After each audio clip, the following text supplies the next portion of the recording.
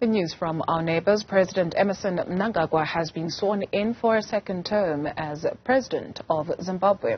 President Cyril Ramaphosa of the Republic of South Africa and several other heads of state on the continent, as well as dignitaries, were in attendance in Harare. The main opposition party, the Citizens Coalition for Change, has confirmed that it will not seek to overturn the election result in court. Its leader, Nelson Chamisa, had called for fresh elections after rejecting the results. The country's electoral commission announced that Mnangagwa won last month's poll with close to 53% of the vote. There's been mixed reaction to the attendance of South Africa's President, Cyril Ramaphosa, at the inauguration. Dr. Webster Zambara is with the Institute for Justice and Reconciliation, and he joins us now. Doc, thank you very much for your time to take a look at South Africa's policy position on Zimbabwe. Is it clear to you what it is? Good afternoon, and thanks for having me.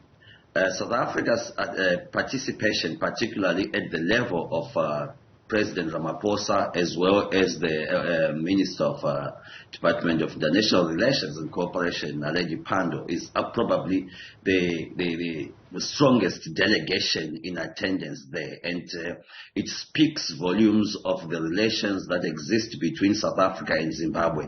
And these relations go on at different levels. Firstly, at the fraternal level of leading political parties, ANC and ZANU-PF, and they want to strengthen that relationship. And secondly, South Africa and Zimbabwe have got a binational commission that is also at the level of the two leaders. And thirdly, it is a relationship that is born on in terms of South Africa being a facilitator, SADC facilitator on issues in Zimbabwe. If you look at the role played by former President Thabo Mbeki, which was passed on to President Jacob Zuma, and naturally President Ramaphosa will take on that role. And considering that this election is quite a disputed election, it will not be surprising that there are some other discussions that will go on regarding the situation in Zimbabwe, because South Africa would wish for a stable Zimbabwe, much as also Zimbabwe would also want to see South Africa supporting it. It could be very well argued that it's not just South Africa that seeks a stable Zimbabwe, but the entire SADC, right, in practice. But in reality, is that so?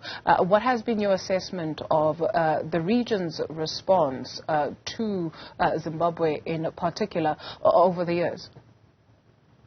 Well, if we are guided by the preliminary statement by the SADC Observer Mission in Zimbabwe, it falls short on declaring that the election itself was free, fair and credible. And on that regard, we also witnessed that the way SADC leaders congratulated President Mnangagwa, it came in drips and drabs. First, it was President of Namibia, President Hegnob, then followed President Silu of Tanzania, and then followed the Botswana President and also President Ramaphosa. And look, only three heads of states are attending: President Felipe Nyusi of Mozambique, President Tshisekedi of DRC, and President Ramaphosa. One would think that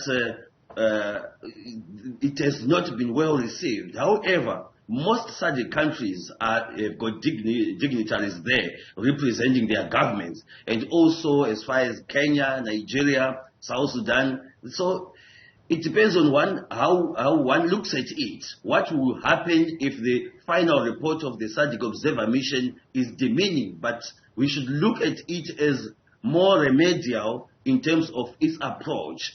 And once now the game is over, President Mnangagwa is now the sitting president. It's now different from last week when he was the president-elect. So dealing with him now, you're now dealing with the sitting president, and that makes it even more difficult for the opposition. So likely we are going to see the continuation of what we have been seeing in the past, unless there's something that is going to happen which we don't know yet. Let's perhaps stay on SADC and maybe take a look in trying to assess its effectiveness? You take a look at the East African community, you take a look at the West African bloc. Just how effective, when you speak of remedial action, has SADC been? And not just in terms of talk or wrapping people over the knuckles. And maybe that also speaks to the composition of SADC countries in terms of the challenges that they face, because Zimbabwe is not the exception to the rule. Maybe the situation is a little bit more nuanced than other countries, but it's not the exception to the rule. And so what would your assessment be, especially when you take a look at SADC in comparison to other regional blocs? Well, one would look at SADC operationally as one regional economic community that wants to put consensus as right up front in terms of how they deal with each other. So one would want to see slightly different from what you would see in West Africa, for example. Zimbabwe's case is not new to SADC. However, if you look at how SADC has dealt with it, it has tended to be lenient to the ruling party to the extent that even when the ruling party lost elections in 2008, SADC facilitated a government of national unity. You would also consider that the issue of sovereignty, national sovereignty, is regarded as sacrosanct. So governments like Zimbabwe would always hide behind the issue that we are a sovereign country and treat us as such.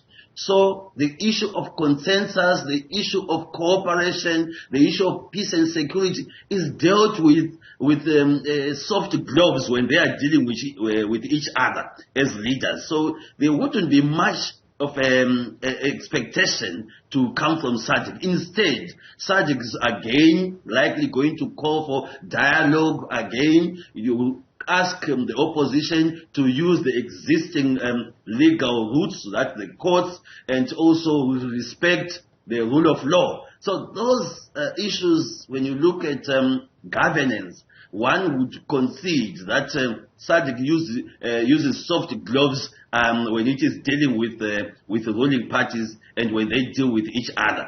So we shouldn't expect much. However, there's no doubt that the issue of Zimbabwe, considering Zimbabweans are everywhere, you find Zimbabweans crossing to South Africa, Botswana, Mozambique, Zambia, Namibia, that becomes a regional issue. And in that regard, we wait to see if this SADC Electoral Observer Mission report is going to put Zimbabwe on the agenda of SADC. At the moment, Zimbabwe is scot-free. It's not on the SADC agenda, and not anytime soon, I say.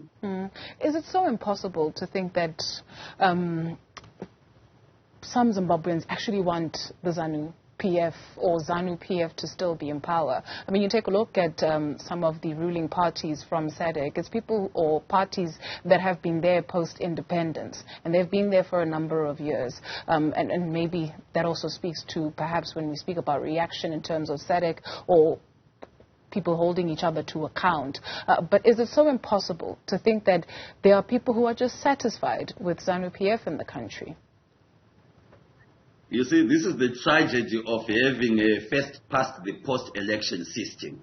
Even if you look at the numbers, President Mnangagwa got about 2.3 million, and Nelson Chamisa got about 1.9 million, regardless of the fact that many of his voters could not vote in Harare.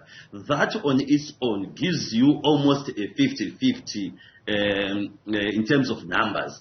However, when it comes to governance, and if you use the 50+1 method, whoever wins by 50+1 takes everything.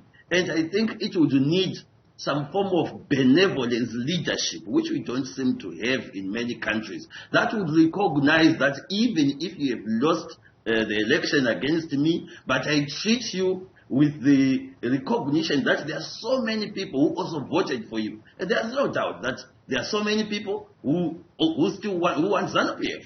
And there are also so many people who want Triple C in Zimbabwe. So when you have that system that does not create a balance, then you need the leadership to be a leadership that unites a country, a leadership that unites everyone and makes everyone feel that we are part of the state.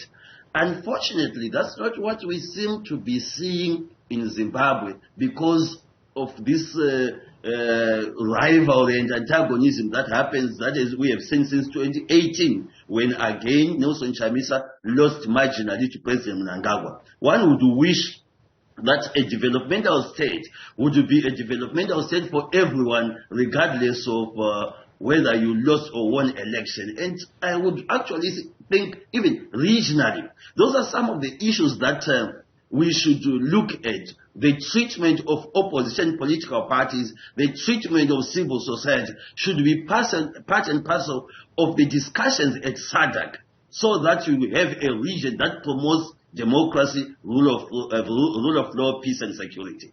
Thank you very much, Doc, for your time this afternoon. Dr. Webster Zambara is with the Institute for Justice and Reconciliation.